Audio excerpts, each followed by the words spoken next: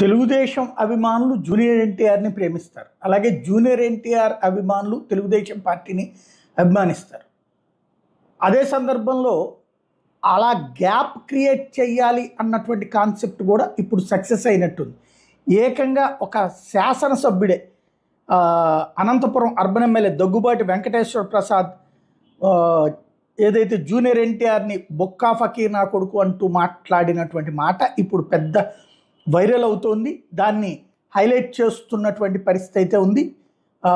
ఇది ఎందుకయ్యా అంటే ఎన్టీఆర్ చంద్రబాబు గురించి వాళ్ళ గురించి మాట్లాడాడు అన్నటువంటి